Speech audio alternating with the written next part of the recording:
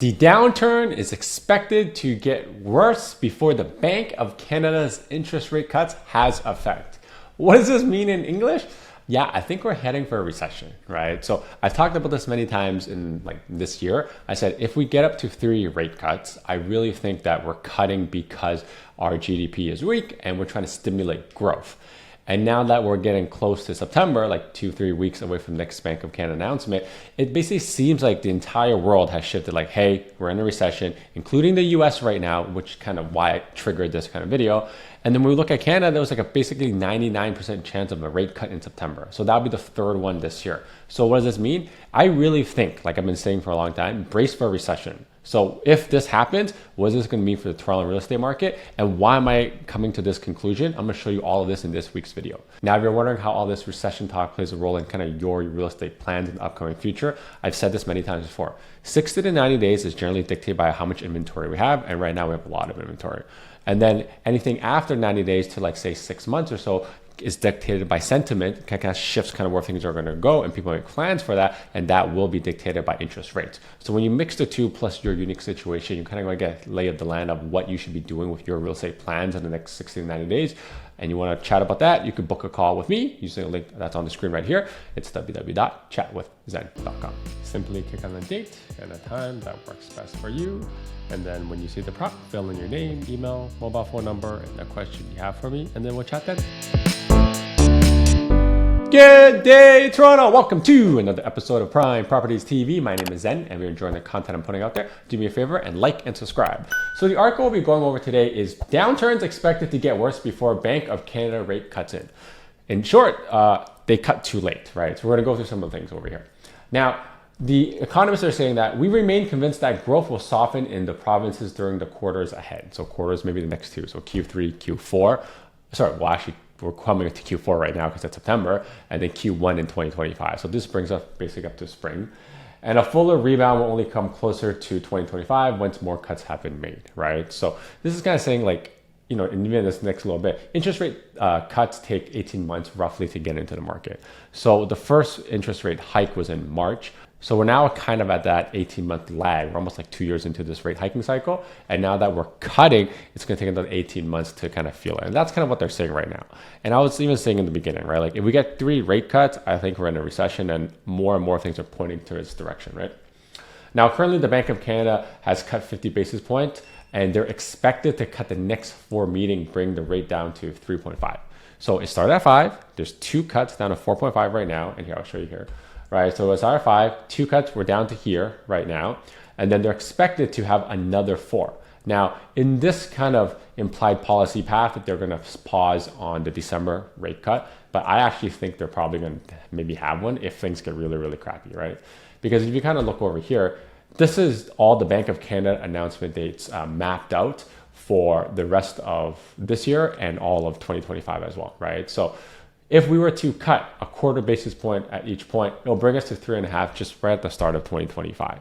So keep this in mind, because I was just saying, like, if we get mortgage rates back at 3.5, I think some investors will come back, right? Not so much in like the condo space, because that's like a whole like situation of how much inventory we have.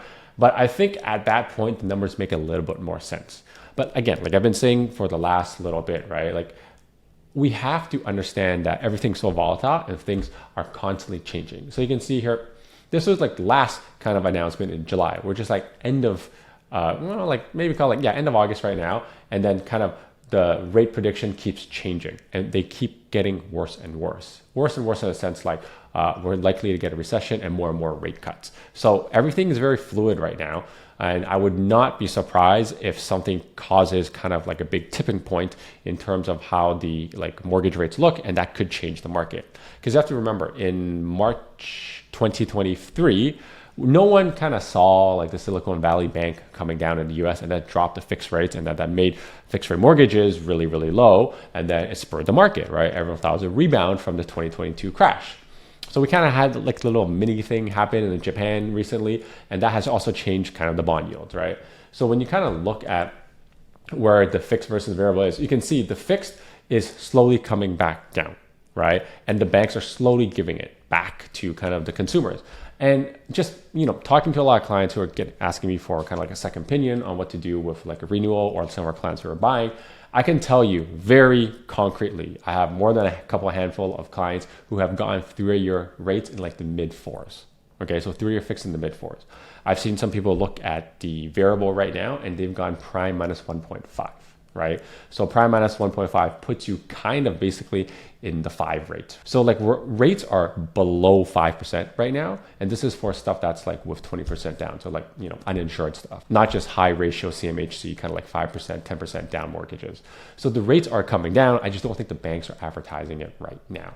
So if you have like a renewal coming, like some of my clients in like October, November, like I would just keep shopping that around because, banks are coming down on their rates. This is kind of where I would say a lot of people will be like, hey, rates come down, prices go up. But this is where things get a little bit weird, right? In a recession. And I'm going to preface this, like I've been licensed for quite some time, like over a decade now, but I haven't traded real estate in, call it like a big time recession. I would say like the pandemic recession was such a small blip, it didn't move the needle. I've talked to some mentors just to ask them kind of like how it was like in the 90s, like people who've been in the industry for quite some time. And essentially it's slow, things are frozen, and people get tired and need to move are the ones that bring the prices down on average. And that's kind of what happens, right? So just keep that in mind about what I'm about to explain to you. So the first thing we always look at is kind of like unemployment rate, right? So how many people aren't working? So you can see this is climbing right now in the recent little bit, right? So when we go into a recession, everyone needs to stop thinking that rates down, prices up. When it comes to recession, how safe is your job, right? If you're working a job. If you have a business, how protected is your revenue from kind of this upcoming recession? Retail, maybe you'll feel a little bit of a hit. Maybe you're in energy, maybe not so much, right? So really just depends. And similar to like, if you remember the pandemic, there was like a K-shaped recovery. So I think recession is going to be like that as well, right? So when you look at this chart over here, it kind of maps out mortgage arrears with the unemployment rate, right? So mortgage arrears is basically the mortgages that are 90 days behind. So it takes some time before it gets here, before it's power of sale. And you can see it's slowly inching up. But I'll remind you, right, the mortgage arrears in Ontario is like 0.17. It's like 0.2 now, went up a little bit. And on average, it's like 0.25. So we're still below that amount, but I think this number is going to increase as unemployment kind of increases, right? So in these instances where like people are losing their jobs, you really have to look at like what kind of job you have, right? So you can see over here, construction makes up like 8% of the jobs in Canada.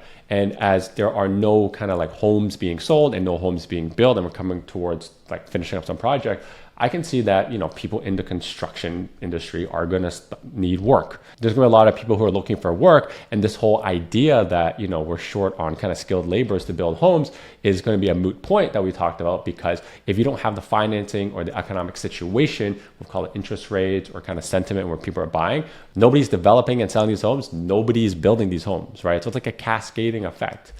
And then when I kind of look at like other industries where, there's job cuts, look, a lot of even IT jobs have been cut. These are some big companies that just cut in June. You got Microsoft over here, OpenText, which is a really big Canadian kind of a tech company, Microsoft again, Intuit, which makes QuickBooks and a lot of their software. They're all cutting jobs right now in IT. So like I would say maybe the middle management people are going to get axed, right?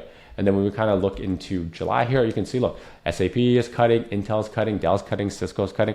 A lot of people are cutting jobs right now. So there's gonna be like a trickle effect on the economy when people aren't spending.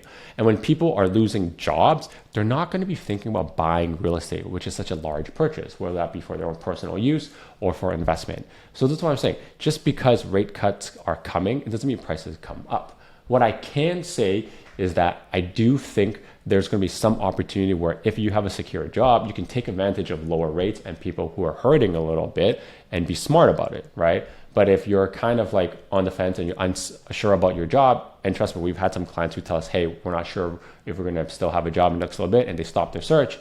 Those are the buyers are going to be taken out of the buyer pool, right? So you have to understand that. This is why all of these things are kind of woven to one another. And if people are unsure about buying properties, they're probably not going to sell, which is why a lot of my mentors said it's kind of like a stalemate. Like nothing really moves, which is kind of like what we saw in like the last few months and even like this year, right? So I would not be surprised if we continue seeing kind of prices stagnate, maybe come down a little bit, inventories remain kind of high. Now, I keep touching on kind of like the Toronto condo space because like a lot of people are asking me about it, and I just want to provide updates as I'm seeing it. So you can see over here that there's a ton of like condo completions coming up in 2025, right? Which basically says that, hey, there's more supply coming. And I've always said, like, if we have more supply, it's hard for prices to go up, even if rates are coming down. So this is why I actually think even if rates come down, I don't think that the condo market is going to be moving in the right direction, like prices up, until a lot of this inventory clears out. Although I would say that as rates have kind of been coming down, the cash flow numbers on this side have looked a little bit better, but I just still don't think that the investors are going to jump back in. Now, if the interest rates get to that 3.5% kind of rate, will some people come back in and they're cash flow positive? Yeah. But you still have a lot of people that overpaid for a condo on the pre-construction side trying to offload it. And that's kind of why I think it's going to stagnate, where the inventory is very, very high. Whereas if you look at the freehold space, I think if there is someone who kind of like is opportunistic, has a safe job, and they're looking to kind of upsize, it makes a lot of sense. And kind of the last two things I want to touch on really briefly with you guys is, if you look at this data over here, which again, it's for US, but we're comparable to them, you can see that this is a chart of their house prices. And every single gray bar is essentially a recession that was recorded, like a technical recession. So like 2/4 of GDP decline. You can basically see if you zoom out far enough, like I'm sure if I zoom in, and I did, there's a little like volatility. But if you zoom out far enough, generally at the end of recession, prices do go up, right? Except for 2008, where it was triggered essentially by the housing market, right? So when I look at this, I'm asking and just like pondering, is this upcoming recession going to be triggered by the housing market? And I think in Toronto, Vancouver, it may feel like that. But I think it's just that interest rates are very high and businesses are kind of feeling the pinch right now. And because interest rates are high, a lot of money is being funneled into mortgages and they're not kind of external spending, which is bringing GDP back down because there's so much debt servicing.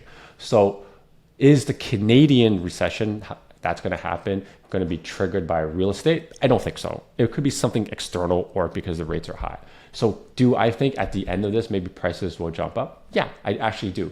But the real question is, how long is this recession? Can you survive it? And that's kind of the hardest thing, right? Because I made a kind of a comment that, hey, there's merit to buying a condo right now, but you really, really have to be kind of like, locked down on your job and it's not going anywhere to make such a large decision in kind of like an uncertain time, right? So that's kind of like why I always say everyone's situation is very unique and you really just have to understand what you're trying to do and if it makes sense based on your own unique situations. And finally, whether like the US cuts or not, I think it's irrelevant because a lot of people are kind of talking about, hey, what if the Canadian dollar drops and we're going to import inflation?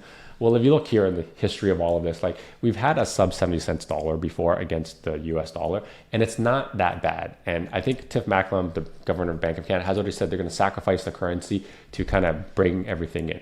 So this kind of rate cutting cycle, I think it's imminent, it's coming. The question is just how much, how fast, because how bad is the economy going to right now, right? And those are all the things I don't know. In short, where I think the market's going to be is during this duration of recession, I think we'll probably like come down a tiny little bit or maybe be kind of like sticky where prices are right now. I really don't think we're going to have a catastrophic crash where we see another 20% price drop.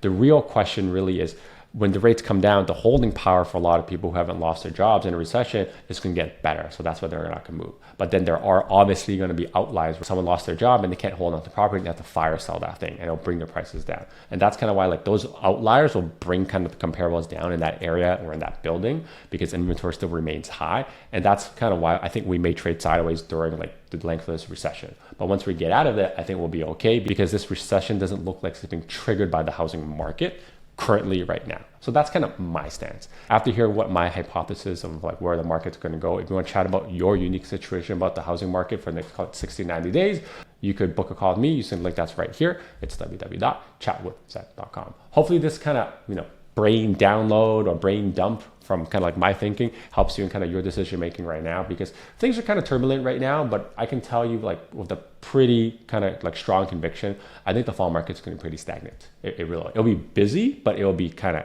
stagnant where, a lot of things are going, but buyers and sellers aren't meeting of the minds in terms of prices. That's kind of where I think it's going to be. Anyways, hope this helps. Until next time, your move, your future. See ya. Now that you're done watching this one, how about this one or this one? You know what? Just watch them both.